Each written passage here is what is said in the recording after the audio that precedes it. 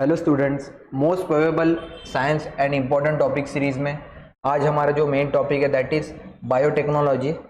And biotechnology के ऊपर हम कुछ क्वेश्चन डिस्कस करेंगे जो मोस्ट प्रोबेबली 2024 के लिए इंपॉर्टेंट हो जाते हैं। इसमें आज का हमारा सबसे पहला क्वेश्चन है अबाउट जेनेटिकली मॉडिफाइड और क्रॉप्स। ये जो जीएम क्रॉप्स होते हैं, ये क्वेश्चन बेसिकली उसके ऊपर है।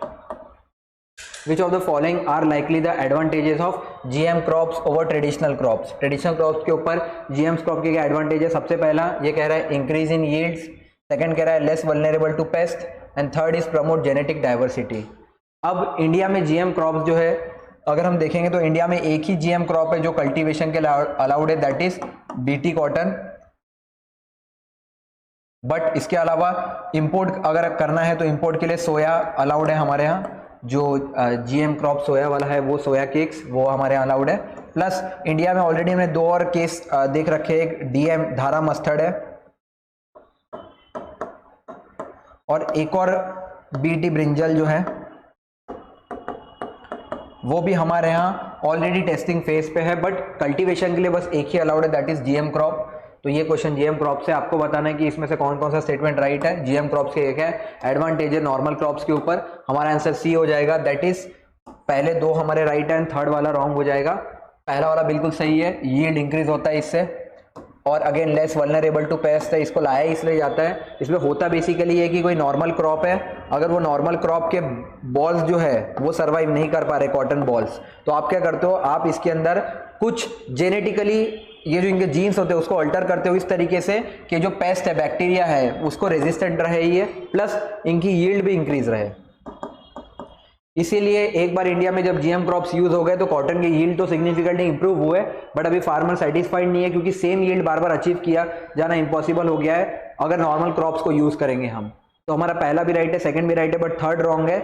जेनेटिकली मॉडिफाइड क्रॉप यूज करने से जेनेटिक डाइवर्सिटी प्रमोट नहीं होती है। अगर हम सॉल्यूशन देखें तो सबसे पहले दे रखा है जेनेटिकली मॉडिफाइड ऑर्गेनिज्म, GMO या फिर GM क्रॉप कहे आप इसको, इज एन ऑर्गेनिज्म। ऑर्गेनिज्म के टर्म में इससे लिखा हुआ है क्योंकि आप कोई प्लांट या एनिमल दोनों में भी आप जेनेटिकली मॉडिफिकेशन कर सकते हो। Whose genetic material has been altered in a way. आप क्या करते हो, कोई भी ऑर्गेनिज्म चाहे वो प्लांट हो एनिमल हो, उसके अंदर का जेनेटिक मटेरियल क्या होता है उसका, DNA। अब इसको आप अल्टर करते हो, चेंज करते हो such that it does not occur naturally through mating और नेचुरल रिकॉम्बिनेशन। मतलब ये जो चेंज आप कर रहे हो DNA में, ये नेचुरली नहीं आ सकता है थ्रू रिप्रोडक्शन या फिर थ्रू मेटिंग, वैसा वाला ऑर्गेनिज्म नहीं लाया जा सकता है। अब ऑप्शन 1 हमारा करेक्ट रहेगा because GM crops are engineered to have enhance growth. जब आप GM क्रॉप्स का यूज करते हो तो यील्ड बहुत ज्यादा होती है, ग्रोथ बहुत ज्यादा होती है, and development which can lead to faster maturity, higher yields and high level of essential nutrients such as vitamin and minerals. इसमें विटामिन एंड मिनरल्स का भी हाई अमाउंट होता है। सेकंड वाला भी हमारा इसलिए राइट है because GMO crops have been altered to be less vulnerable to insect and other pest. इससे आप इंसेक्ट और पेस्ट से भी बचा सकते हो। बचाती थी किससे, अगर कॉटन की बात करें तो यहाँ पे एक बॉलवॉर्म होता था जो कि कॉटन के जो बॉल्स होते थे उसको खाता था। तो ये पेस्ट बॉलवॉर्म से बचाने के लिए GM क्रॉप का यूज किया जाता है, BT कॉटन का। अब यहाँ एक प्रॉब्लम क्या होता है GM क्रॉप यूज करने का कि ये जो बॉलवॉर्म्स है ये भी ओवर द टाइम रेजिस्टेंट हो जाते हैं इन बॉल्स को। कुछ बॉलवॉर्म ऐसे जो नहीं कर पा रहे हैं डैमेज कॉटन क्रॉप्स को, बट कुछ बॉलवॉर्म रेजिस्टेंट है जिसकी वजह से बार बार आपको मोर अमाउंट ऑफ अल्टरेशन करना पड़ेगा। That is again a issue. Option 3 हमारा इनकरेक्ट क्यों होगा, production of GM food crops imposes high risk to the disruption of biodiversity. होता ये है अगर आप ऐसा GM फूड खाओगे तो बायोडायवर्सिटी का डिसरप्शन होगा, क्योंकि मान लीजिए अगर फूड चेन में आपने कुछ भी चेंज किया, जैसे फूड चेन में आपको पता है कि एक मॉस्किटो है और मॉस्किटो के अंदर आपने कुछ चेंज किया और मॉस्किटो के ऊपर लिजार्ड डिपेंडेंट है। अचानक से मॉस्किटो की पॉपुलेशन कम हो जाएगी तो लिजार्ड की पॉपुलेशन कम हो जाएगी, क्योंकि लिजार्ड की कम होगी तो लिजार्ड के ऊपर जो डिपेंडेंट है कैट्स या फिर अदर एनिमल लाइक रैट, उनकी पॉपुलेशन कम हो जाएगी और इनडायरेक्टली बायोडायवर्सिटी कम हो जाएगा। This is a main risk of GM crop जो कि होता है। Next, genetic modification can decrease. अगर हम वापस बहुत ज्यादा मॉडिफिकेशन करें, इससे एक और प्रॉब्लम क्या होगी, genetic modification can decrease the genetic diversity with in a species as it involves the selective breeding of a small number of individual with desired trait. This can lead to the loss of genetic variation and a decrease in the overall resilience of population. होता क्या है, जब आप genetic modification करते हो तो diversity कम हो जाती है और कुछ ऐसे नंबर ऑफ इंडिविजुअल रह जाएंगे जिनके अंदर डिजायर्ड ट्रेट होता है, बाकी बहुत सारा पॉपुलेशन आपका वैनिश हो जाता है, जिस वजह से पॉपुलेशन के अंदर आपको जेनेटिक वेरिएशन बहुत कम देखने को मिलती है। This was about GM crops. Next वाला जो क्वेश्चन है हमारा, it is about human genome project. अब सेम जब आप ह्यूमन के जीन्स को डिटेल में स्टडी करते हो, it is about human genome.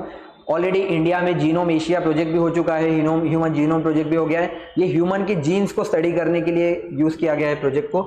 आपको बताना है इसमें से कौन कौन सा स्टेटमेंट राइट है। सबसे पहला, it aims to study both coded and non coded sequence of DNA.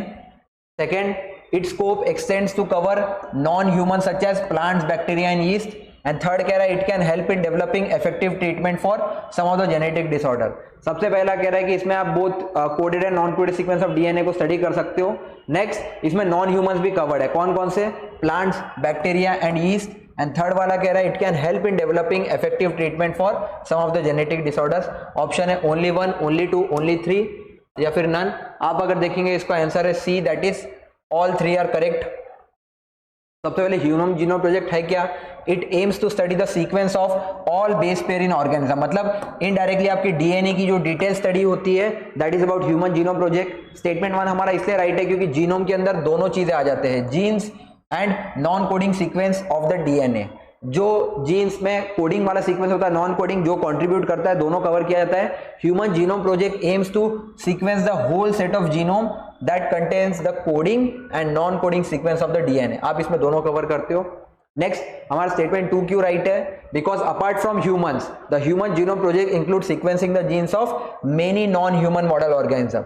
आपने इसमें नॉन ह्यूमन को भी स्टडी किया, जैसे बैक्टीरिया को स्टडी किया, यीस्ट को, प्लांट्स में भी कौन सा, राइस एंड एरेबिडोप्सिस, इसको स्टडी किया आपने। प्लस आपने कुछ non living non pathogenic nematode को भी स्टडी किया है, ड्रोसोफिलिया, फ्रूट फ्लाई, इसको भी स्टडी किया है। तो ये नॉन ह्यूमंस को भी कवर करता है।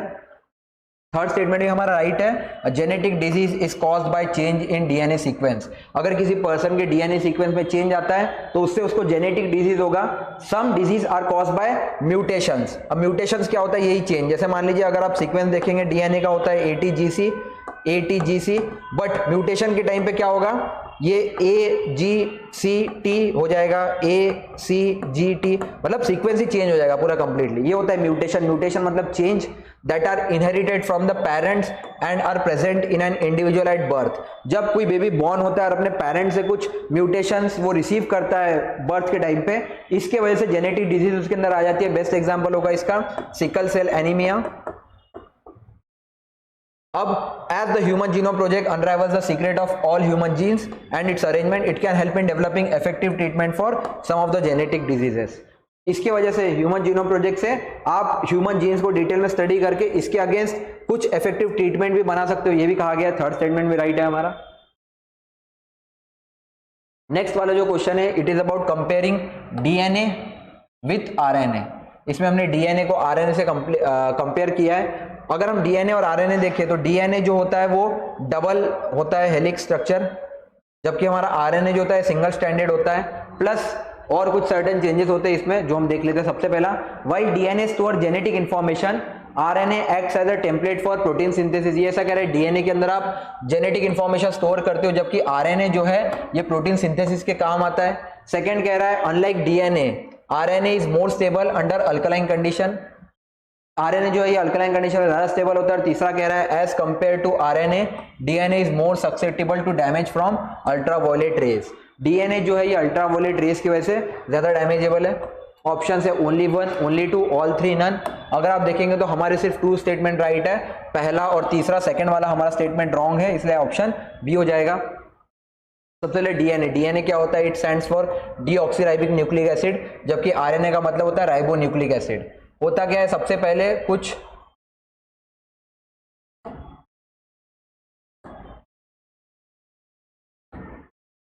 न्यूक्लियोसाइड्स फॉस्फेट के साथ मिलते हैं और ये बनाते हैं न्यूक्लियोटाइड। और ये न्यूक्लियोटाइड जो है ये फर्दर फिर अलग अलग शुगर्स में, बेसेस में कन्वर्ट होता है, जिससे डीऑक्सीराइबोस न्यूक्लिक और राइबोन्यूक्लिक एसिड कन्वर्ट होते हैं। although DNA and RNA both carry genetic information, there are quite a few differences between them. यहाँ पे लिखा हुआ है कि सिर्फ DNA के अंदर जेनेटिक इन्फॉर्मेशन होता है, बट DNA के अलावा जो RNA होता है उसके अंदर भी आपका जेनेटिक इन्फॉर्मेशन होता है. स्टेटमेंट में हमारा करेक्ट इसलिए बिकॉज DNA रेप्लिकेट करता है, रिपीट करता है और स्टोर करता है जेनेटिक इन्फॉर्मेशन को, whereas RNA acts as a template for protein synthesis.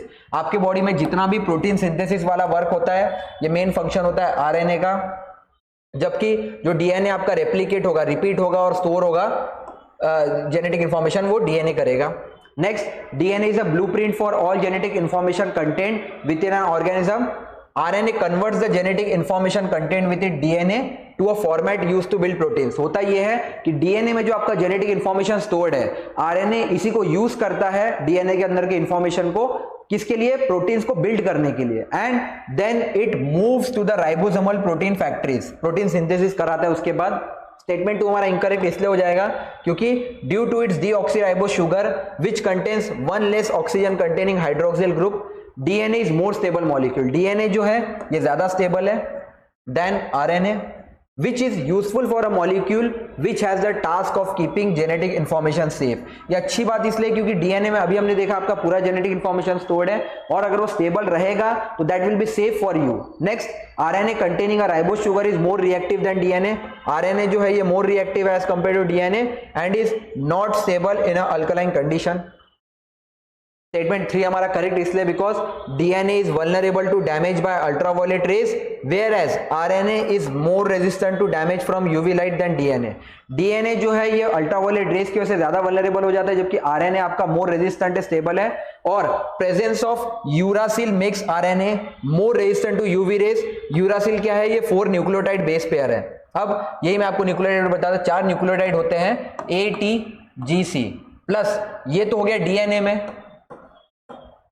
आप जब DNA में देखेंगे तो उसमें एडिनाइन, ग्वानाइन, साइटोसिल, ATGC होता है, जबकि RNA में आपके पास यूरासिल ऐड हो जाता है. यही जो यूरासिल है ये RNA को प्रोटेक्ट करता है किससे? अल्ट्रावायलेट रेज से. आपके लिए इंपॉर्टेंट क्या हो जाता है? RNA जो है इसके अंदर प्रेजेंट है यूरासिल जो इसको रेजिस्टेंट बनाता है UV लाइट से डैमेज के लिए, जबकि DNA ज्यादा डैमेज होता है. अगेन DNA आपका ज्यादा स्टेबल है और DNA के अंदर अभी हमने देखा आपका जेनेटिक इंफॉर्मेशन स्टोर होता है, जबकि RNA का मेन काम होता है protein synthesis. This is all that is important for again RNA जो होता है is more reactive than DNA. ये भी आपको याद रखना है. And not stable in alkaline condition. This is what we need to know about DNA and RNA. अब जो हमारा नेक्स्ट क्वेश्चन है, this is about a technology which is known as chimeric antigen receptor CAR T cell therapy. Consider the following statement. Actually CAR T cell therapy जो है ये cancer treatment में use होता है, इसलिए बहुत ज्यादा न्यूज में था. A patient own cell can not be used in CAR T cell therapy. ये कह रहा है पेशेंट के जो खुद के सेल है वो CAR T cell therapy में यूज नहीं कर सकते. नेक्स्ट स्टेटमेंट कह रहा है in this T cells are genetically altered in a lab to enable them to locate and destroy cancer cells more effectively. सबसे पहला स्टेटमेंट कह रहा है पेशेंट के खुद के सेल यूज नहीं होंगे. सेकंड कह रहा है कि टी सेल्स को आप जेनेटिकली अल्टर्ड करते हो, उसके अंदर कुछ चेंजेस लाते हो सो दैट उनको कैंसर सेल लोकेट कर पाए और डिस्ट्रॉय कर पाए टी सेल्स कैंसर सेल्स को. और तीसरा कह रहा है therapy can help treat in diseases like leukaemia and lymphomas. आप 2 डिजीज के ट्रीटमेंट में इसको यूज कर सकते हो. कौन कौन सा? Leukaemia and lymphomas. आपको बताना है कौन कौन सा स्टेटमेंट राइट है. ओनली 1, ओनली 2, ओनली 3 या फिर ओनली 4. आप देखेंगे ओनली 2 स्टेटमेंट राइट है. पहला वाला आपका बेसिकली रॉन्ग है कि पेशेंट के ओन सेल यूज नहीं कर सकते. अगेन ये एक नेगेटिव स्टेटमेंट है. Basically CAR T cell therapy में पेशेंट के खुद के सेल ही यूज करते हैं so that body easily recognise कर पाए. अगर हम इसके एक्सप्लेनेशन पे आएंगे तो सबसे पहले currently available CAR T cell therapy are customise for each individual patient. Patient के हिसाब से कस्टमाइज किया जाता है, चेंजेस लाए जा सकते हैं. They are made by collecting T cells. इसमें करते क्या है हम लोग? पेशेंट के टी सेल्स को कलेक्ट करते हैं and re engineer them in the laboratory to produce proteins on their surface. मान लीजिए आपका टी सेल है, आप लैबोरेटरी में इसे इस तरीके से सिंथेसिस करते हो कि ये एक इस टाइप का प्रोटीन सिंथेसिस करे अपने ऊपर. और ये जो कांटेदार चीज है इसको कहा जाता है चाइमेरिक एंटीजेनिक रिसेप्टर्स CAR. ये जो बनाया हुआ है ये the CAR recognise and bind to specific protein. होता ये है, मान लीजिए एक प्रोटीन है, अब ये क्या करेगा, ये पहचान लेता है इस प्रोटीन को और इसके ऊपर स्टिक हो जाएगा, और antigen on the surface of cancer cell. ये प्रोटीन किसके ऊपर था, कैंसर सेल के ऊपर, ये कोई प्रोटीन है, ये इसके अंदर लॉक हो जाएगा, मतलब ये ऐसा हो जाएगा लॉक, इस तरीके से। तो स्टेटमेंट 1 हमारा इनकरेक्ट क्यों है, क्योंकि अभी हमने देखा टी सेल्स किससे लेते थे, पेशेंट से।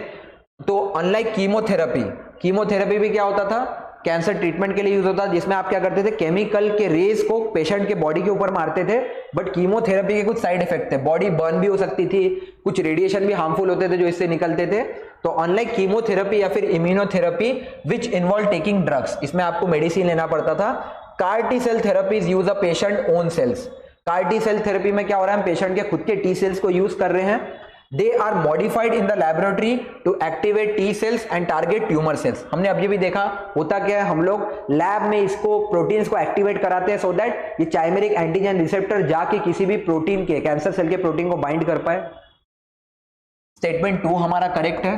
स्टेटमेंट 2 करेक्ट कह रहा है कि CAR T cell therapy is a type of cancer immunotherapy treatment that uses immune cell called T cells that are genetically altered in a lab to enable them in locating and destroying cancer cells more effectively। and third statement भी correct इसलिए क्योंकि CAR T treatment can be very effective against some type of cancer even when other treatments are not working। जब बाकी treatment काम नहीं करते उसके against भी यूज किया गया है। Since 2017 6 CAR T cell therapies have been approved by the Food and Drug Administration। CAR T cell therapy are approved for the treatment of blood cancer including lymphomas, some forms of leukemia and most recently multiple myeloma। आप इसको कहाँ का use करते हो, basically CAR T treatment जो है basically cancer के लिए आया था, बट अदर ट्रीटमेंट के लिए वर्क नहीं करता था। लेकिन 2017 से हमने इसको बाकी चीजों के लिए भी अप्रूव किया है। किस किस के लिए, लिम्फोमास के लिए, ब्लड कैंसर के लिए, ल्यूकेमिया के लिए एंड मल्टीपल माइलोमा के लिए भी हमने इसको अप्रूव किया है।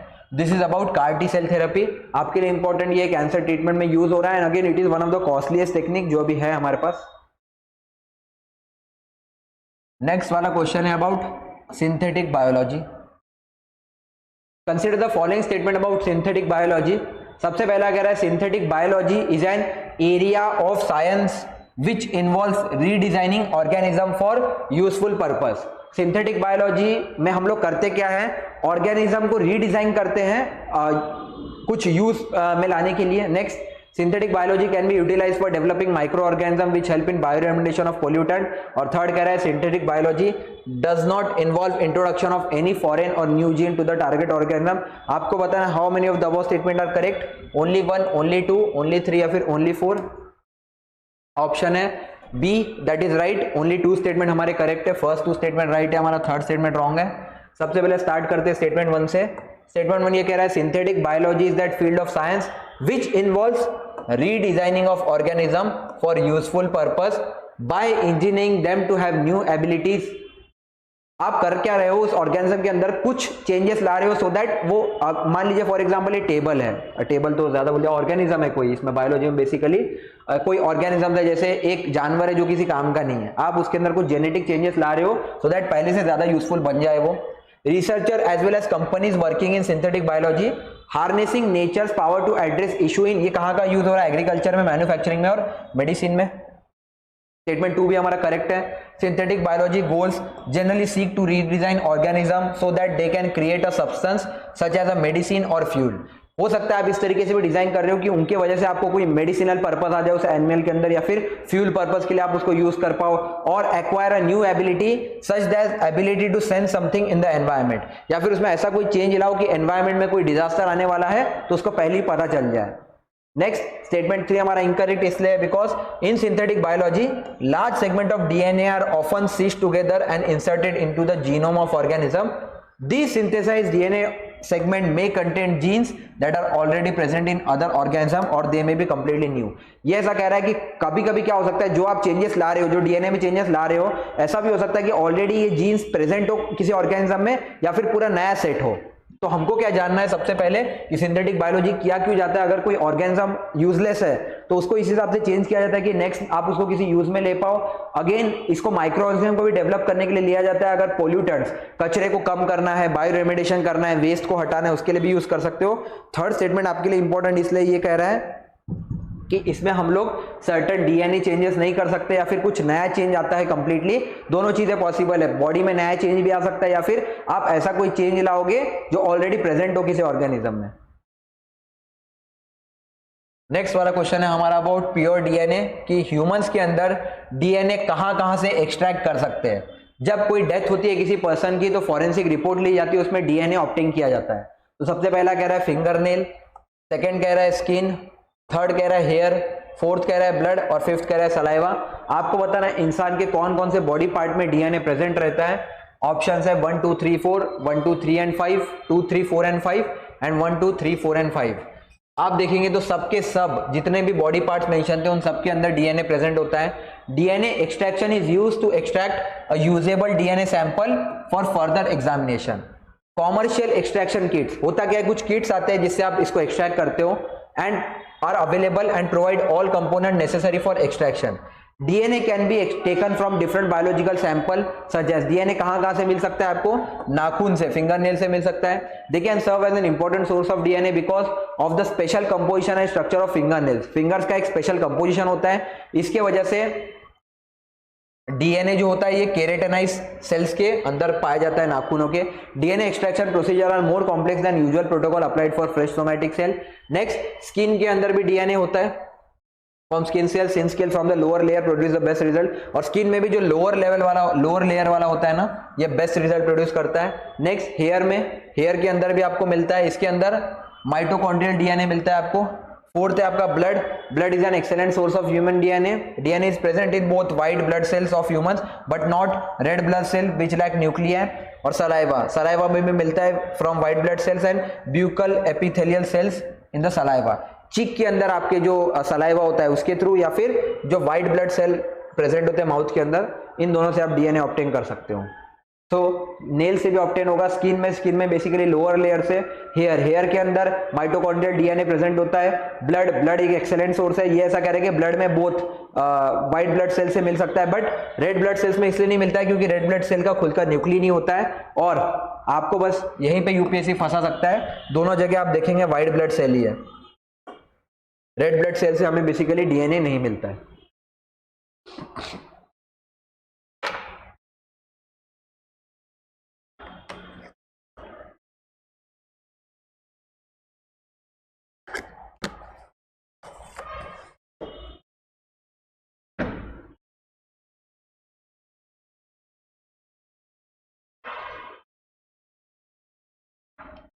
नेक्स्ट क्वेश्चन है मेरा, एप्लीकेशन ऑफ डीएनए टेक्नोलॉजी को मैं कहां यूज कर सकता हूं। सबसे पहला कह रहा है used in analysing quality of seed. अगर कोई सीड है उसकी क्वालिटी को एनालाइज करने में यूज किया जा सकता है। नेक्स्ट कह रहा है it is used in drug delivery system. Third कह रहा है it is used to improve yield and profitability of crop. और फोर्थ कह रहा है क्रिएशन ऑफ ट्रांसजेनिक एनिमल्स। आपको बताना है select the correct answer using the code given below 1 and 3, 1 2 and 4, 2 3 and 4 and 1 2 3 and 4 only, कि कहां का डीएनए को यूज कर सकते हैं सीड की क्वालिटी इंप्रूव करने में, ड्रग डिलीवरी में, क्रॉप्स का जो यील्ड होता है या प्रॉफिट होता है उसको इंक्रीज करने में, या फिर कुछ ट्रांसजेनिक एनिमल्स होते हैं जिनको क्रिएट किया जाता है जेनेटिक मॉडिफिकेशन करके उसमें। इसका अगर आप आंसर देखेंगे तो डी होगा। हम लोग चारों जगह ही डीएनए टेक्नोलॉजी को यूज करते हैं। सबसे पहले ऑप्शन 1 हमारा करेक्ट इसलिए होगा because plant cultivators identification and seed purity test were mainly based on phenotypic traits. Rapidly changing cropping pattern led to confusion in the varietal names and their local names. तो हुआ क्या, DNA molecular marker has high specificity, क्योंकि confusion बहुत ज्यादा, हमने एक DNA का molecular marker लाया जो हाईली स्पेसिफिक है, selectivity, simplicity, accuracy and genetic stability के लिए जाना जाता है in DNA level without environmental impact and this has great advantages seed purity identification. आप दो सीड्स है अगर, उसमें बता सकते हो कि ओरिजिनल सीड कौन सा है, प्यूरिटी वाला कौन सा है। इसका टेस्ट जो डीएनए मॉलिक्यूलर मार्कर है ये हाईली स्पेसिफिक है, बहुत हाईली सिलेक्टिविटी है, सिंप्लिसिटी है, प्लस एक्यूरेसी भी बहुत हाई लेवल का है इसका, और इस पे कोई भी एनवायरमेंटल इंपैक्ट नहीं पड़ता है। मतलब एनवायरमेंट का कोई भी शॉक हो उस सीड्स के ऊपर ये बता देगा कि ये सीड ओरिजिनल है, प्योर है कि नहीं है। नेक्स्ट हमारा सेकंड स्टेटमेंट भी करेक्ट है। Drug delivery systems in medicine that are based on bacteria और viral host could prove hazardous. Use of soil bacterium like agrobacterium as a vehicle for gene transfer is very effective. Drug delivery के लिए भी हम लोग use करते हैं कौन सा, soil bacterium named as agrobacterium को आप यूज करते हो। DNA technology can significantly improve the medicine delivery system.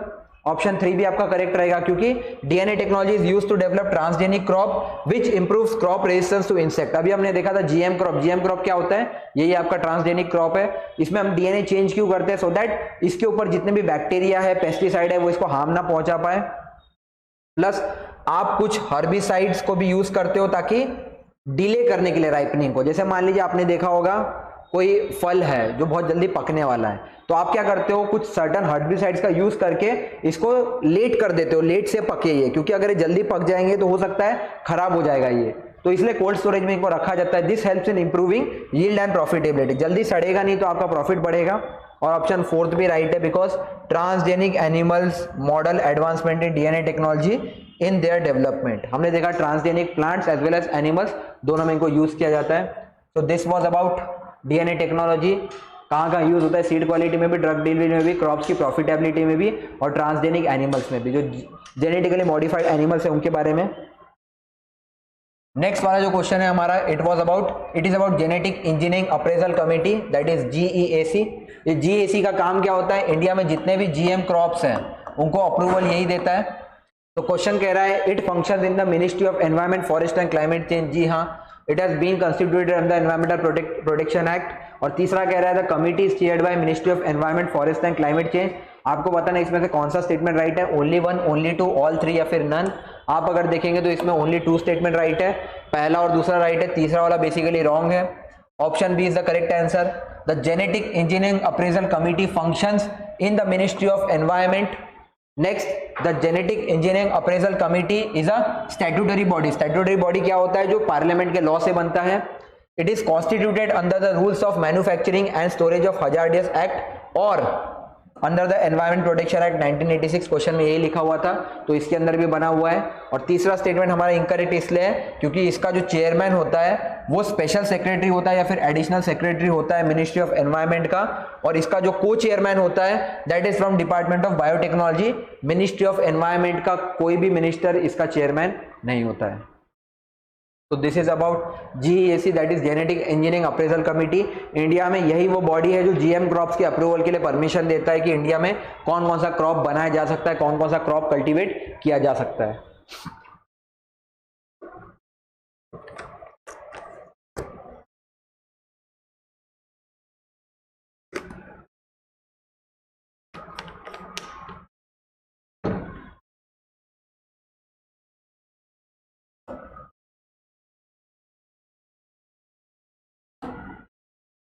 Next है हमारा gene therapy product. Gene therapy product is defined as any biological entity that has the required gene that could introduce modification in the genome for therapeutic benefit।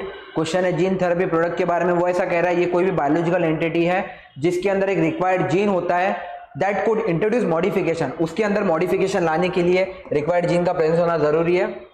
Next कह रहा है GTP मतलब gene therapy product works by repairing, replacing और deactivating dysfunctional disease causing genes aiming to restore normal function. अगर किसी के अंदर कोई डिजीज है उसको भी रिस्टोर करना है तो उसके केस में भी हम लोग यूज करते हैं जो उस जीन को रिपेयर कर सकता है, रिप्लेस कर सकता है, फिर डीएक्टिवेट कर सकता है। आपको बताना है कौन कौन सा राइट है, 1 2, बोथ 1 and 2 या फिर नाइदर 1 nor 2। आंसर है बोथ 1 and 2, दोनों स्टेटमेंट इसका करेक्ट है।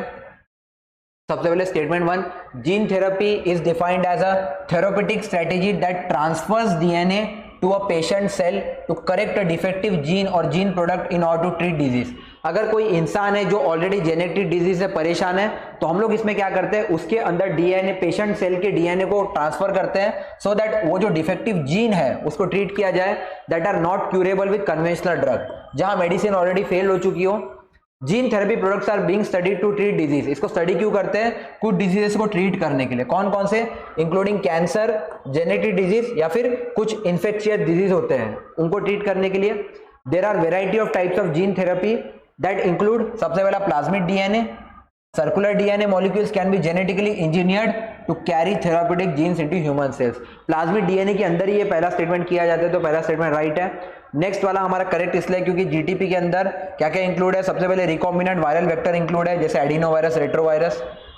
नेक्स्ट नॉन वायरल वेक्टर भी इंक्लूड है जैसे naked DNA transfection, microbial bacterial vector जैसे सैलेमोनेला या फिर E coli, recombinant bacteria derived vehicles, again modification resulting from the use of CRISPR technology and other similar technology like ex vivo genetically modified cells results in CAR T cells। और last वाला दे रखा है about DNA vaccines where the final product is nucleic acid and is administered for vaccinating therapy। हमारे दोनों के दोनों statement right है। सबसे पहला राइट इसलिए क्योंकि यहाँ पे यही हम लोग यही करते हैं कि कोई भी बायोलॉजिकल एंटिटी के अंदर रिक्वायर्ड जीन का प्रेजेंस चाहिए होता है जिससे मॉडिफिकेशन इंक्लूड किया जा सके। और सेकंड ये कह रहा है इसमें हम लोग रिपेयर करते हैं, रिप्लेस करते हैं या डीएक्टिवेट करते हैं किसी भी डिसफंक्शनल डिजीज को जो ह्यूमन को डिस्कंफर्ट पहुंचा रही है। तो दोनों स्टेटमेंट राइट हो जाएगा हमारा about gene therapy product. Next वाला जो क्वेश्चन है that is about stem cells. Question कह रहा है stem cell are unspecialized cell capable of dividing and renewing themselves. Stem cell खुद से ही डिवाइड होते हैं और रिन्यू करते हैं ऐसा कह रहा है। नेक्स्ट कह रहा है unlike embryonic stem cell, adult stem cell can become any cell in the body. जैसे एम्ब्रियोनिक स्टेम सेल्स के अपार्ट अडल्ट जो स्टेम सेल होते हैं बॉडी में वो कोई भी सेल में कन्वर्ट हो सकते हैं। थर्ड कह रहा है stem cell therapy is a non surgical procedure और repairing damage tissue. Stem cell therapy आप करते क्या हो, कोई भी डैमेज टिश्यू को रिपेयर करते हो जिसमें कोई सर्जरिकल प्रोसीजर नहीं है। और फोर्थ कह रहा है इसका कोई भी साइड इफेक्ट नहीं है as it induces the body to recover through natural healing. अब ऐसा कोई डिफिकल्टी होगा जिसमें कोई भी साइड इफेक्ट नहीं होगा तो मोस्ट प्रोबेबली फोर्थ स्टेटमेंट हमारा रॉन्ग होना चाहिए। देख लेते हैं आंसर क्या है। How many of the above statement are correct, only 1, only 2, only 3 या फिर ऑल 4। आप देखेंगे ऑप्शन सी हमारा करेक्ट है, दैट इज ओनली 3। सबसे पहले स्टेम सेल क्या है, ये बॉडी के रॉ मटेरियल है। रॉ मटेरियल मतलब ऐसे cell which all other cells with specialised functions are generated. ऐसे सेल्स जहां से बाकी सेल्स को डिराइव किया जाता है, बनाया जाता है, वो जाते हैं आपके बॉडी के stem cells. They are basically दो cells which may replicate themselves many time और प्रोलिफरेट। ये स्टेम सेल्स रिपीट भी बहुत बार होते हैं। आगे स्टेटमेंट 1 हमारा करेक्ट क्यों है, क्योंकि स्टेम सेल जो होते हैं ये डिफरेंट होते हैं, अनडिफरेंशिएटेड बायोलॉजिकल सेल्स है that can differentiate into specialised cells and can divide to produce more stem cells. ये खुद भी डिवाइड होकर अलग अलग स्टेम सेल बना सकते हैं। They are distinguished from other cell type by 2 important characteristics. इनमें 2 डिफरेंस होता है। सबसे पहला, they are unspecialized cells capable of dividing and renewing themselves through cell division. ये खुद सेल डिवीजन करके खुद को डिवाइड कर सकते हैं, खुद को रिपीट कर सकते हैं sometime after long period of inactivity. और सेकेंड फीचर ये है, अंडर सर्टन फिजियोलॉजिकल और experimental conditions they can be included to become tissue और ऑर्गन स्पेसिफिक सेल्स। ये किसी टिश्यू या फिर किसी ऑर्गन के स्पेसिफिक सेल्स भी बन सकते हैं with special functions. In some organ such as the gut and bone marrow, stem cells regularly divide to repair and replace worn out और डैमेज टिश्यू। आपका जो पेट वाला हिस्सा या फिर बोन मैरो होता है वहां पे जो स्टेम सेल्स होते हैं वो मोस्टली खुद से ही रिपेयर कर लेते हैं, खुद को खुद से ही डिवाइड करते हैं, खुद से ही रिपीट करते हैं। तो ये स्टेम सेल की खास बात होती है। इनफैक्ट आपके बॉडी के अदर सेल्स को भी स्टेम सेल से ही डिराइव किया जाता है। जबकि हमारा स्टेटमेंट 2 इनकरेक्ट इसलिए हो जाएगा क्योंकि एम्ब्रियोनिक स्टेम सेल जो होता है ये आपके एम्ब्रियो से डिराइव होता है, that develop from egg that have been fertilized in vitro. An adult stem cell is thought to be undifferentiated cell found among differentiated cells in a tissue or organ, जबकि embryonic are pluripotent stem cells। एक होता है multipotent, एक होता है pluripotent। pluripotent मतलब single type, multipotent मतलब multiple type। They can become any type of cell in the body। This versatility allow embryonic stem cell to be used to regenerate or repair disease tissue। ये काम embryonic stem cell भी कर सकता है, ये भी किसी बीमारी को रिपेयर कर सकता है, रीजनरेट कर सकता है। Compared with embryonic stem cell, adult stem cell जो होता है अडल्ट वाले, उनका एक लिमिटेड एबिलिटी होता है to give rise to various cells of the body. कुछ अलग टाइप ऑफ स्टेम सेल कौन से, फीटल स्टेम सेल जो कि एक अबॉर्टेड फीटस से लिया जाता है, और एक होता है अम्बिलिकल स्टेम सेल। जब आप पैदा होते हो तो आपको मदर से जिससे कनेक्टेड होते हो उसको कहा जाता है अम्बिलिकल कॉर्ड, इसको कट कर दिया जाता है। और इस अम्बिलिकल कॉर्ड को चाहे तो आप प्रिजर्व भी कर सकते हो, यानी कल को आपके बॉडी का कोई भी स्टेम सेल अगर काम नहीं कर रहा है तो इस अम्बिलिकल कॉर्ड से आप अपने बॉडी के बाकी सेल्स को बना सकते हो। कोई बॉडी पार्ट भी आप क्रिएट कर सकते हो इस अम्बिलिकल कॉर्ड से। तो सेकंड वाला स्टेटमेंट यहाँ रॉन्ग इसलिए हो गया, यहाँ लिखा हुआ है कि अडल्ट स्टेम सेल जो है वो किसी भी सेल में कन्वर्ट हो सकते हैं, बट ऐसा नहीं है। एम्ब्रियोनिक स्टेम सेल की ये खास बात नहीं होती है। स्टेटमेंट 3 हमारा करेक्ट इसलिए because stem cell therapy is a type of treatment option that uses patient own stem cell. यहाँ पेशेंट के खुद के स्टेम सेल को यूज किया जाता है ताकि वो डैमेज टिश्यू को रिपेयर कर पाए और इंजुरी को भी रिपेयर कर पाए। अगेन ये एक नॉन सर्जिकल प्रोसीजर है जहां पे कोई भी सीजर का काम यूज नहीं होता है बॉडी में, और it is usually taken from one of the two areas in the patient body, या तो बोन मैरो या फिर fat tissue in the upper thigh abdomen, abdomen वाले एरिया से या फिर बोन मैरो वाले एरिया से आप इसको यूज कर सकते हो। It is use to treat more than 80 disorders, 80 से ज्यादा बीमारियों को ट्रीट करने में यूज किया जाता है। कौन कौन से? इसमें न्यूरोमस्कुलर भी इंक्लूडेड है और डिजेनरेटिव डिसऑर्डर भी इंक्लूडेड है। एग्जांपल, बोन मैरो ट्रांसप्लांट किया जाता है ल्यूकेमिया में। ल्यूकेमिया क्या होता है? एक टाइप का ब्लड कैंसर है। सेम सिकल सेल एनीमिया में भी इसको यूज किया जाता है और इम्यूनो डेफिशिएंसी डिसऑर्डर में भी यूज किया जाता है।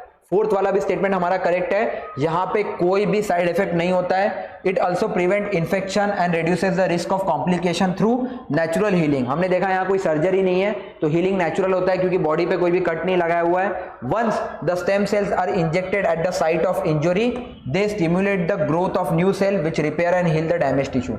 एक बार जब इसको वहां पे डाल दिया जाता है इंजुरी साइट पे, तो ये अपने आप रिपेयर करते हैं, अपने आप रीजेनरेट करते हैं, रेप्लिकेट करते हैं और जो डैमेज टिश्यू होता है उसको रीजेनरेट कर देते हैं। This was about stem cell. Next वाला हमारा क्वेश्चन है nano technology. Nano technology, nano का मतलब क्या होता है? जो 10⁻⁻⁹ लेवल का होता है, बहुत स्मॉल पार्टिकल उस लेवल पे। ये कह रहा है नैनो टेक्नोलॉजी को कहां कहां यूज किया जा सकता है? ग्रीन टेक्नोलॉजी मतलब एनवायरमेंट में, कॉस्मेटिक्स में, construction of spacecraft and satellites में, न्यू फॉर्म ऑफ कार्बन में, और फोर्थ कह रहा है to create artificial organ and implant. Basically nano technology एक न्यू टेक्नोलॉजी है जो बहुत ज्यादा न्यूज में है, तो इसका आंसर मोस्ट प्रोबेबली डी होना चाहिए। सबके सब जगह ही इसको यूज किया जा सकता है और नैनो टेक्नोलॉजी को अभी भी डिस्कवर किया जा रहा है फ्यूचर एप्लीकेशन के लिए। हमारा ऑप्शन डी राइट हो जाएगा। सबसे पहले nano technology can be use to prevent, monitor and elevate a wide range of environmental problem while significantly reducing cost and improving performance। इसको आप बहुत सारे एनवायरमेंट प्रॉब्लम्स को हटाने के लिए, मॉनिटर करने के लिए यूज कर सकते हो और इससे कॉस्ट भी बहुत बचता है और परफॉर्मेंस भी अच्छा है। Current and future application of nano technology, सबसे पहले ग्रीन फील्ड में भी आप इसको यूज कर सकते हो, जैसे कि जितना भी रिन्यूएबल सोर्सेज है वहां पे यूज कर सकते हो, so that minimum amount of undesired by product release हो। जितना भी पोल्यूशन हो कम कर सकते हो आप। इसको अगेन आप यूज कर सकते हो डिटेक्ट करने के लिए और रिमूव करने के लिए कचरे को from air, water and soil, which would enhance the ability of government to respond to terrorist threat and ensure the safety of water supplies. Next second statement भी क्यों राइट है? कॉस्मेटिक में भी इसको यूज किया जाता है। कॉस्मेटिक में जो यूज किया जाता है इसको कहा जाता है माइक्रोप्लास्टिक्स। आप कोई भी कॉस्मेटिक प्रोडक्ट देखोगे उस पर लिखा होता है माइक्रोप्लास्टिक। ये माइक्रोप्लास्टिक नैनो लेवल पे ही होता है। अगेन इसको पर्सनल प्रोडक्ट में भी यूज किया जाता है कंपनीज के that have been extremely active in using nano technology to improve their existing product and develop new ones. बहुत सारे ऐसे प्राइवेट कंपनीज है जो कॉस्मेटिक में इसको यूज कर रहे हैं। थर्ड स्टेटमेंट हमारा क्यों राइट है? क्योंकि इसको अगेन मिलिट्री में भी यूज किया गया है, इंप्रूव मटेरियल्स के लिए भी यूज किया गया। कोई मटेरियल को इंप्रूव करना है, उसको लाइटर हल्का बनाना है, बट स्ट्रेंथ भी उसकी मेंटेन होनी चाहिए। कोई मटेरियल को आपको हीट रेजिस्टेंट बनाना है, या फिर are being used in design and construction of spacecraft and satellite. वहां क्यों यूज किया जाता है? क्योंकि स्पेसक्राफ्ट में किसी भी मटेरियल को लाइटर बनाना है, टफ बनाना है, हीट रेजिस्टेंट बनाना है, क्योंकि स्पेसक्राफ्ट में सन के पास पहुंचता है ये। नेक्स्ट इसका मटेरियल भी इंप्रूव करना पड़ता है, प्लस मिलिट्री पर्पस के लिए भी आप इसको यूज कर रहे हो इसीलिए। And this process will gain from nano technology. There is also the possibility of nano technology facilitating improvements in civilian security equipment. In short आपको जानना है कि नैनो टेक्नोलॉजी आप यहां भी यूज कर सकते हो, मिलिट्री हो गया, स्पेसक्राफ्ट हो गया, या फिर सैटेलाइट्स के मामले में। स्टेटमेंट 4 भी आपका करेक्ट है। आप इसको मेटल्स में भी यूज कर सकते हो, सेरामिक्स में भी यूज कर सकते हो, सेरामिक्स मतलब टाइल्स, कोलॉइड्स में भी यूज कर सकते हो, पॉलीमर में भी यूज कर सकते हो। They have always been concerned itself with controlling the structure of material on the nano scale. Some specific areas in which nanoscience technology is contributing to material science now include new form of carbon, carbon की जितने नए types हैं, nano composites, quantum dots and wires, and nano structure materials produced by self assembly. और last वाला भी right है, medical area of nano science कहाँ कहाँ है? They have many projected benefits to humanity. With the advent of new material and synergy of nanotechnology and biotechnology, it could be possible to create artificial organ. Fake organs भी बना सकते हो, मतलब हड्डी बना सकते हो आप आर्टिफिशियली। हमने देखा, हमने ईयर भी बनाया था 3D प्रिंटिंग से। आप कुछ इम्प्लांट्स भी बना सकते हो जो बॉडी में फिट किया जा सकते हैं। through cell growth on artificial scaffolds or biosynthetic coating that improves biocompatibility and reduce rejection। इससे फायदा ये होता है क्योंकि ये आर्टिफिशियल है बट आपका बॉडी इसको रिकॉग्नाइज कर लेगा, इसमें रिजेक्शन रेट कम रहेगा और बायोकम्पैटिबिलिटी ज्यादा रहेगा। मतलब आपका अगर हाथ का फ्रैक्चर हो जाएगा तो पहले क्या होता था, यहाँ एक लोहे की रॉड डाली जाती थी उसको स्टिच करने के लिए, बट उसमें क्या प्रॉब्लम होता था करोजन का। अभी क्या चीज हुआ है, हमने कुछ इम्प्लांट डाले, बायोलॉजिकल इम्प्लांट, बॉडी में अपने आप वो डिसअपियर हो जाएगा, इसलिए इसको बायोकम्पैटिबिलिटी कहा जाता है और इससे रिजेक्शन रेट भी कम हो जाता है, बॉडी उसको अपना ही ऑर्गन मान के एक्सेप्ट करेगा। नेक्स्ट वाला क्वेश्चन है अबाउट बायोफोर्टिफिकेशन। बायोफोर्टिफिकेशन क्या होता है, नॉर्मली जो आप देखोगे जो लो क्वालिटी का चावल होता है उसमें इतने मिनरल्स और न्यूट्रिएंट्स नहीं होते हैं, तो आप एडिशनली इसमें कुछ मिनरल्स मिलाते हो बाहर से, जैसे पोटेशियम और ये सब मिला के देते हो, तो इसको कहा जाता है बायोफोर्टिफिकेशन। ये क्वेश्चन कह रहा है it is a process of enriching the food crop with vitamin and other mineral during the processing. Yes, आप एक बार जब चावल को निकाल लेते हो तो उसमें कुछ एक्स्ट्रा मिनरल्स मिलाते हो, कुछ विटामिन डालते हो उसमें। सेकेंड कह रहा है iron biofortification of rice has not been successful because the process is susceptible to stress factor. ये कह रहा है जब हम राइस में आयरन की क्वांटिटी बढ़ा रहे थे तो ये कंप्लीट इसलिए नहीं हो पाया क्योंकि बहुत ज्यादा स्ट्रेस फैक्टर्स है सोसाइटी में। और तीसरा कह रहा है गोल्डन राइस जो बनाया गया है, इसको बनाया है इंटरनेशनल राइस रिसर्च इंस्टीट्यूट जो कि मनीला फिलीपींस में है, and it aims to address vitamin A deficiency. Vitamin A की प्रॉब्लम को सॉल्व करने के लिए हमने गोल्डन राइस को डेवलप किया था। आपको बताना है कौन कौन सा स्टेटमेंट राइट है, only one, only two, all three या फिर नन। आप अगर आंसर देखेंगे तो सिर्फ हमारा ओनली वन, लास्ट वाला थर्ड वाला स्टेटमेंट हमारा करेक्ट है कि उसको डेवलप किया गया था Indian institute research rice institute ने। सबसे पहले बायोफोर्टिफिकेशन क्या होता है, it is the process by which nutritional quality of food crop is improve through agronomic practices, conventional plant breeding या फिर मॉडर्न बायोटेक्नोलॉजी से।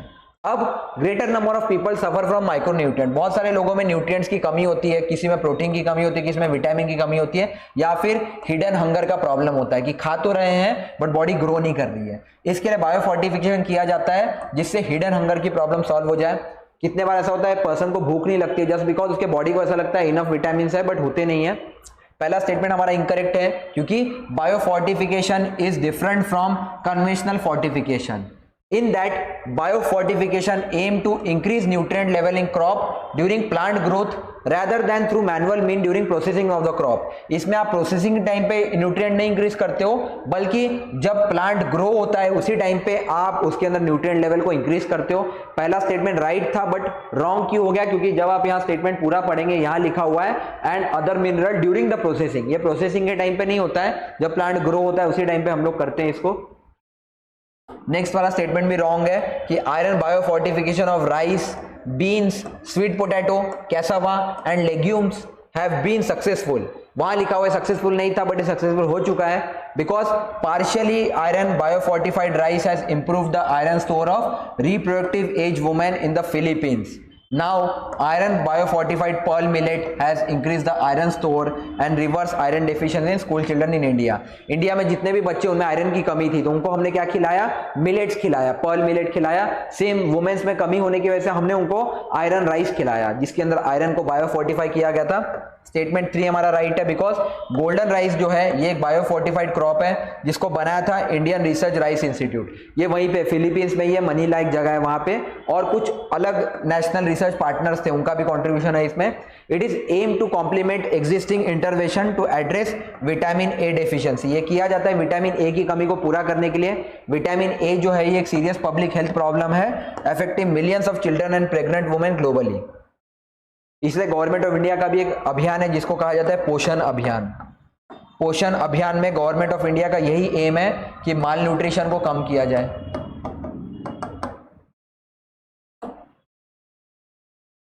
तो यहां पे हमने फाइनली हमारा बायोटेक्नोलॉजी का पोर्शन पूरा कंप्लीट कर लिया है।